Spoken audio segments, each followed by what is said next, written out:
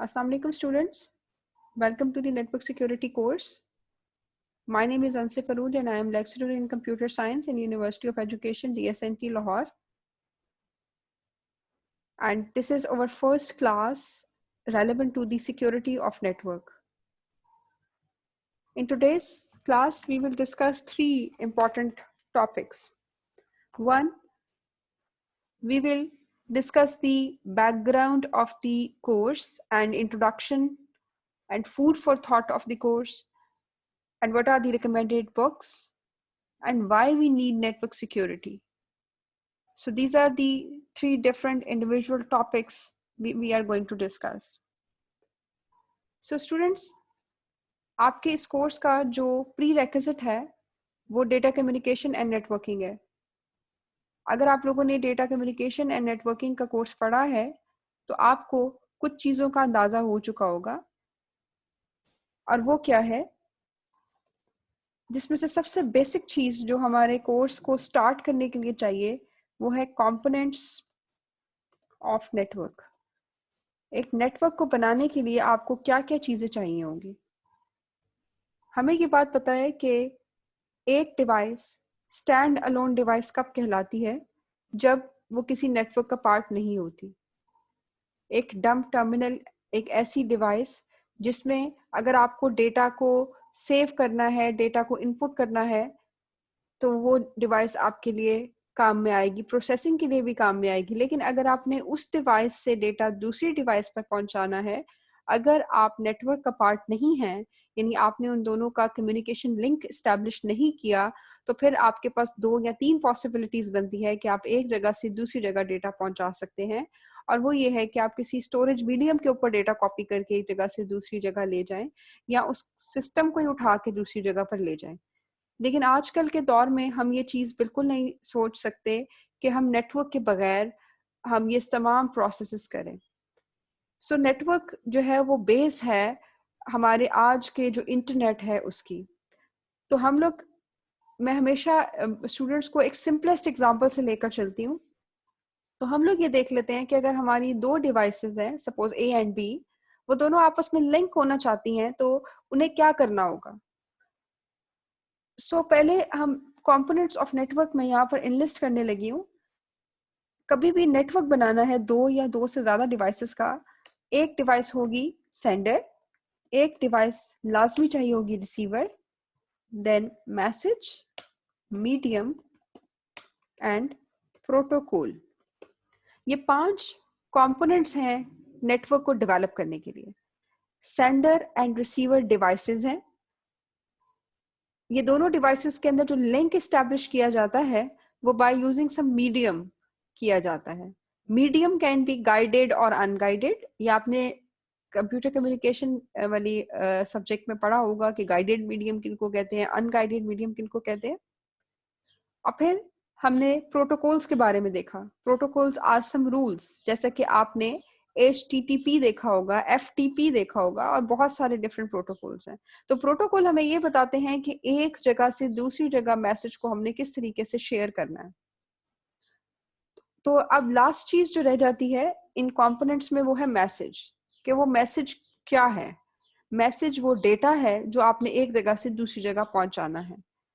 सो अब हम एक ऐसी एग्जांपल को लेकर चल रहे हैं जहां पर हमारे पास 2 डिवाइसेस आपस में कम्युनिकेशन करना चाहती हैं.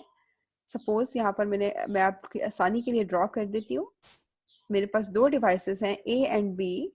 डिफरेंट तरीकों की मदद से ये दोनों डिवाइसेस आपस में कम्युनिकेशन चैनल क्रिएट कर रही हैं, और इन्होंने आपस में एक मैसेज जो है वो कन्वे करना है.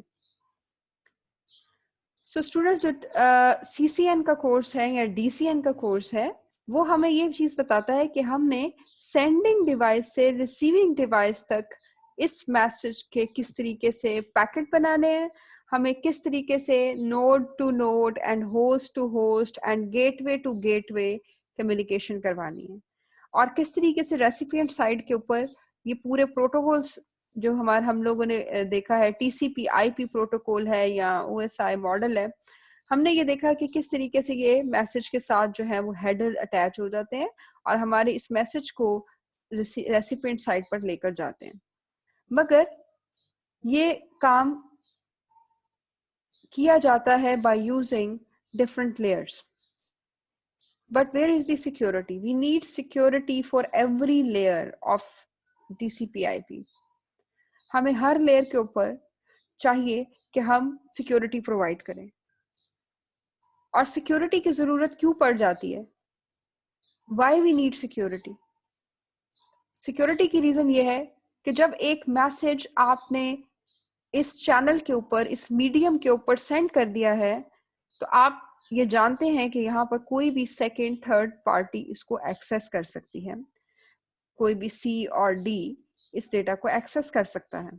सो हमारा जो कोर्स है उसमें हमें ये चीज देखनी है कि अगर सी और डी इस डेटा को, पहली बात तो ये है कि वो एक्सेस नहीं कर पाए, और दूसरी बात यह है कि अगर वो एक्सेस कर भी लेते हैं तो वो इसको समझ ना पाए। सो ये हमारा होल कॉन्सेप्ट और आइडिया है नेटवर्क सिक्योरिटी का।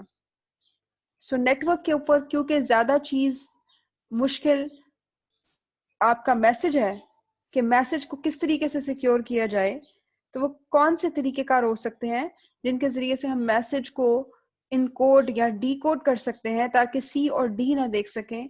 वो इस कोर्स का पार्ट है। हम इस कोर्स में सीखेंगे कि किस तरीके से हम ये चीजें कर सकते हैं।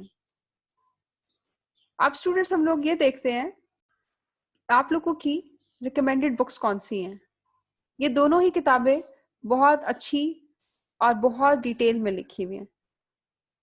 एक बुक का नाम है क्रिप्टोग्राफी एंड नेटवर्क सिक्योरिटी, और ये बुक है विलियम स्टॉलिंग की। That is your text book. मगर इससे बेहतर writer, easy for learning and understanding, वो है बेरोज फिरोजन। और मे बी सीसीएन की बुक भी आपने जो है वो इसी राइटर की, इसी ऑथर की देखी हो, cryptography and network security. Same नाम है दोनों बुक्स का, लेकिन ऑथर्स जो है वो डिफरेंट है। तो आप लोगों को ये दोनों ही बुक्स लेकर चलनी है साथ, क्योंकि कुछ एग्जाम्पल्स हम यहाँ से देखेंगे, कुछ एग्जाम्पल्स हम इस बुक से देखेंगे, और ये दोनों ही बुक आपके लिए काफी हेल्पफुल है। अब स्टूडेंट्स, हम देखते हैं कि why we need information security और नेटवर्क सिक्योरिटी। आप लोगों को ये बात पता है कि आजकल हर चीज जो है वो नेटवर्क के ऊपर आती चली जा रही है। जो नेटवर्क है वो सिर्फ नेटवर्क नहीं बन रहा, बल्कि आईओटी बन गया है, यानी इंटरनेट ऑफ थिंग्स बन गया है, इंटरनेट ऑफ व्हीकल्स बन गया है, और इंटरनेट ऑफ एवरीथिंग। हम लोग ग्रेजुअली हर चीज जो है वो नेटवर्क के ऊपर लिंक करते चले जा रहे हैं। सो हम लोग पुराने प्रोटोकॉल्स, पुराने स्टैंडर्ड्स को लेते हुए हम आजकल की सिक्योरिटी के जो फीचर्स हैं उनको एड्रेस नहीं कर सकते। So we need some new algorithm, some new techniques, ताकि हम लोग नेटवर्क को सिक्योर कर पाए। सो पहली बात यहाँ पर यही लिखी हुई है कि information security requirements have changed in recent times. और ये चेंज इतना रैपिड है, आप लोग ये देख ही रहे हैं कि कोरोना वायरस की वजह से तमाम चीजें ऑनलाइन शिफ्ट होती चली जा रही हैं, इवन आप लोगों के लेक्चर्स भी। सो आप देख रहे हैं कि हमें फ्यूचर के अंदर ऐसे एल्गोरिदम्स की जरूरत है जो हमारे डेटा को बहुत ज्यादा सिक्योर कर पाए। ट्रेडिशनली जो सिक्योरिटी है वो फिजिकल एंड एडमिनिस्ट्रेटिव मैकेनिज्म के जरिए से पहुंचाई जाती थी, लेकिन अब ये पॉसिबल नहीं है, क्योंकि हर चीज रिमोट एक्सेस की जा सकती है, हर चीज ऑनलाइन है। एक फिजिकल बिल्डिंग के अंदर या एक हार्ड ड्राइव, अगर एक सिस्टम के अंदर हार्ड ड्राइव पड़ी है, आप उसकी सिक्योरिटी कर रहे हैं, उसका बैकअप कर रहे हैं, ये इनफ नहीं है, क्योंकि हमें हर चीज क्लाउड के ऊपर चाहिए। Cloud processing, cloud computation, cloud storage चाहिए। तो अगेन यहाँ ये भी एक कॉन्सेप्ट है, एक नया सोचने का तरीका है कि हम लोग क्लाउड पे भी किस तरीके से अपनी इंफॉर्मेशन को सिक्योरिटी से रख सकते हैं। देन अगली कॉन्सेप्ट है जी, computer use requires automated tools to protect files and other stored information. So we can use the network and communication links to required layer to protect data during transmission. So we need such algorithms, such software, such encryption, decryption technique, such processes like blockchaining, like edge computing and fork computing. We need security at different levels of network. So this is the need of the hour, that we need to create such algorithms that will be used for data security, for information security. According to the author of your book, he has divided the security concept into three different fields. One is called the computer security, that is associated with the single standalone computer. And network security is the security for transmission of data. How we will send data from one machine to another machine, one node to another node, into protected form. And lastly, the internet security. What is internet? We already knew that that is network of networks. And internet is not limited to the machines now. That is the part of our daily life. Like we have so many devices like smartphones, smart fridge, smart homes, even smart offices. Everything is now being automated, and we need to secure all those components over the network. All kind of internetworking, interconnected networks. So these three concepts should be clear, that what is the scope of our course, that how we will actually secure our network. If we will able to understand the security for two nodes, then we can imagine that how we can create such algorithms that has far more better than the previous one, and have the more coverage than the already existence one. So the aim of this course is actually the internet security. And for understanding of internet security, I will always like to give one simplest example of two devices only. If we will be able to understand the security need and security solution for two devices, then we can create a mechanism for internet as well. So in this course, we will measure to detect, prevent, deter, and correct security violation that involve the transmission and storage of information. So this is whole idea where we will check that how machine can communicate with other machine, how we can share our data, how we can share over how we can store our data. In your book, there is a graph explaining the security trends from 1990 to 2001. We have seen that there is different kind of attacks happening in the intruder world.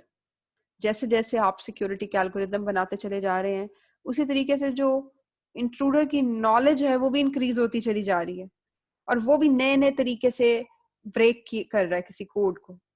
So hacking, intrusion detection, anti-forensic, Trojan horses, and many more attacks. 2001 and today we are in 2020.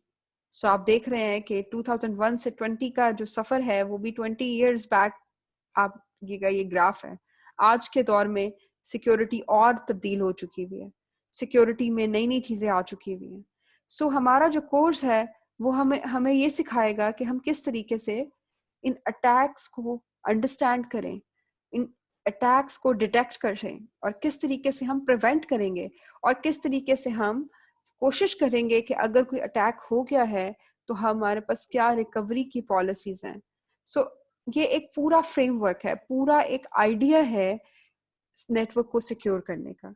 सो हमारे आने वाले तमाम lectures के अंदर आप लोग ये सब चीजें सीखेंगे.